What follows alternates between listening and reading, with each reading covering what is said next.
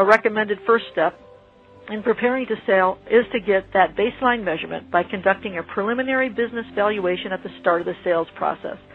This benchmarks your estimate of your firm's value against a range of recent selling prices. It highlights features that make your firm more valuable to buyers. I mean, what is it about your business that the market will reward? And so it helps you to determine what to focus on to improve its selling price. So, going back to our conversation with Mel Abraham and how valuation boils down to risk and reward, he says, the question from an entrepreneur's perspective is to sit back and say, I have a benefit stream, cash flows, and I have a rate of return, which is the measure of risk. The way I'm going to maximize my value is to reduce the risk and increase the benefit stream. That seems flippant and very fundamental, Mel says, yet many times I see businesses not looking at it from that perspective. End quote.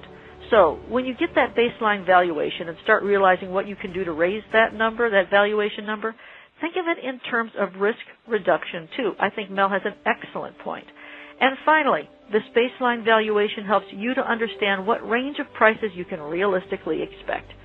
If a competitor has recently been purchased by a strategic buyer for a high price, that precedent may inflate your expectations. You may not be able to get that. Or the flip side, the side I hope you enjoy, would be getting pleasantly surprised at a higher than expected number. Whichever way it turns out, it's best to have your feet grounded firmly in reality and begin to form a plan to improve the business value.